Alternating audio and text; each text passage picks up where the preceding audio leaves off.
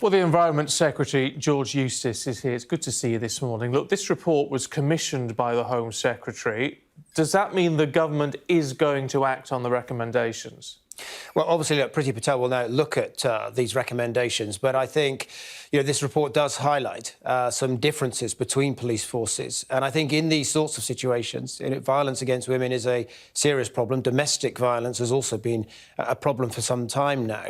And what we really need to do is to learn from those police forces that are addressing this well. And I think the report highlights that some of them are doing far better than others, and actually try and replicate those approaches that work in parts of the country. I mean, it's not purely a police issue, though, is it? I mean, this report says 3/4 of domestic abuse cases are closed without even a suspect being charged. And not all, but some of that is down to victims sort of withdrawing the complaint, if you like. I mean, there's a wider societal issue here, isn't there? Yes, well, it is. And I know in Devon and Cornwall, the police force where I come from, we have some real problems with domestic violence in some of our communities. And actually, often some of the things that can work quite well are, involvement to help the partners that get angry and get violent, and actually to try and help, diffuse and manage some of those stressful situations in the home, which often are behind some of these things. So you get, you can get those other sorts of interventions that can help deal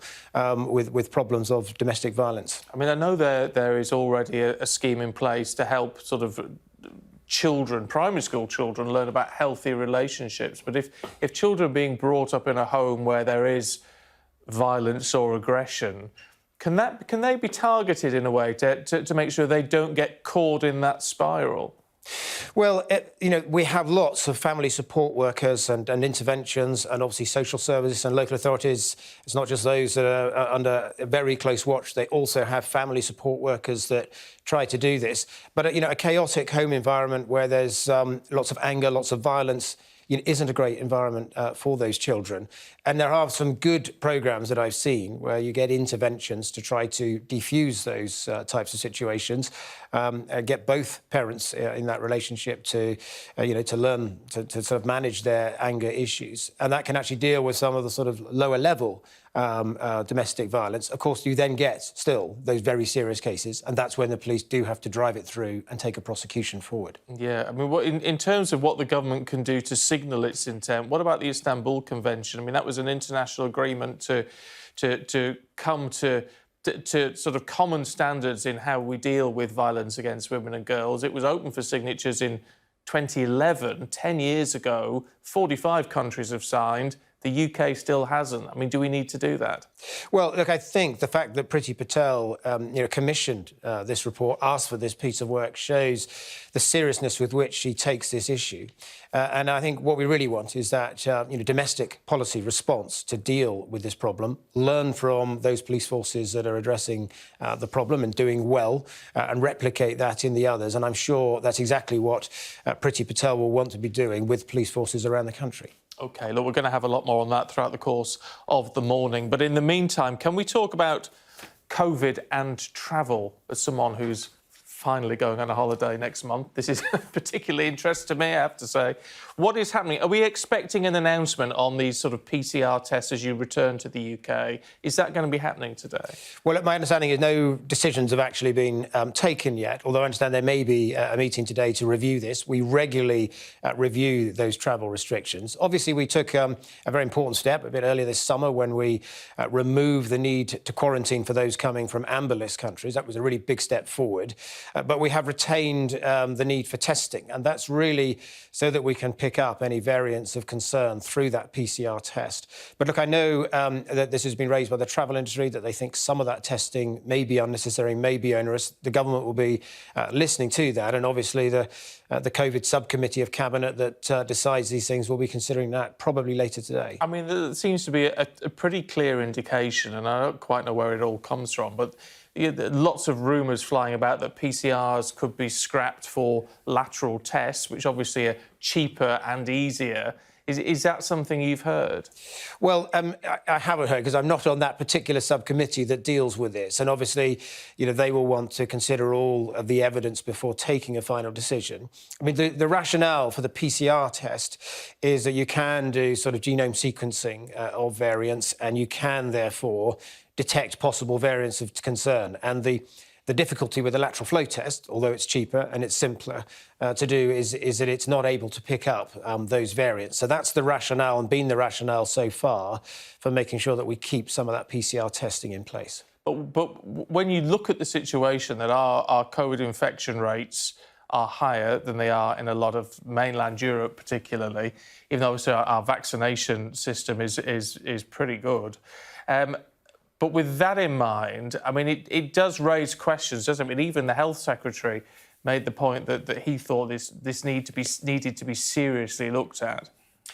Yes, so Sajid did say that we would, look at this. He doesn't want to have unnecessary testing in place, but I think he also recognises the value of those PCR tests. So, there's a discussion to be had about this. As I said, we've already made that big step forward of ending the need for quarantine from people returning from amber list countries. That was a game changer. If we can do further refinements on testing, then obviously we'll look at that to reduce those burdens. But we do also need to be mindful and vigilant against new variants coming in. We have done incredibly well with our vaccination programme. It's enabled us to open things up again, and the vaccination that we've done is preventing those hospitalisations and keeping that mortality right down. But what we don't want is to end up with a variant that can evade the vaccine, and that's what we've got to remain vigilant about. It is reaching a critical point, though, for the travel industry, isn't it? Obviously, it's been a dreadful couple of years, and we're now easing off into a sort of quieter season. So if there was ever a right time to do this, it's now, isn't it? Well, look, it's been a very, very difficult time for the travel industry. We absolutely recognise that. That's why we've done all we can to, have those easements in place, reduce the restrictions as quickly as we can. But, arguably the biggest threat to the travel industry is that we do get another variant that manages to get around the vaccine, that the vaccine can't deal with. Then we're into another full lockdown, and that's not what we want. That's why we've taken this cautiously, step by step, because we want each step we take to be irreversible. I know you're making us wait for any announcement, and that's fair enough to an extent, but there is also talk of scrapping the amber and just having red and green. Now, that may seem sensible to a lot of people. The problem is that's following on from what the Labour Party was demanding months ago. Well, I actually still think there's the rationale for amber, and has been, because we have gained by having those PCR tests on people returning, because it has given us extra protection, extra surveillance against those potential variants of concern. The red list countries remain the highest risks, but we think there's been that rationale for the amber list. And by the way, I'm not waiting for the announcement. I'm waiting for a decision that I understand has not yet been discussed, and perhaps will be later today. OK. Can we talk reshuffle? Because obviously you've kept your job, which is very good news to you, and you've got the first meeting of the new cabinet, about 9 o'clock this morning, something like that? Yes. What has the Prime Minister been trying to achieve with this reshuffle? Because, he certainly hasn't created a cabinet with a sort of single ideology, has he? No, but I think, the Conservative Party has always been a broad church, and any government, any Prime Minister will want to bring together a cabinet of all the talents, and will want to make sure you've got lots of different perspectives represented. That's how you get a good debate in cabinet, and that's exactly what he's done. And I think really what he's seeking to do with this reshuffle is get the team in place that he wants to, deliver post-pandemic the recovery of our country, to build back better, build back greener, get our economy going again, get wages up, get people in better paid jobs, improve skills. This is his big focus over the remaining part of this Parliament, and he's assembled a team to do that. So, very much want to focus on a domestic agenda, and within that, then, how big a role is Michael Gove going to play? Housing Secretary, and yet the sort of levelling up agenda seems to fall within his remit. Now, that's going to be crucial moving forward for the Conservatives, isn't it? Yes, well, look, I worked very closely with Michael Gove when he was in my own department in DEFRA when I was a minister there.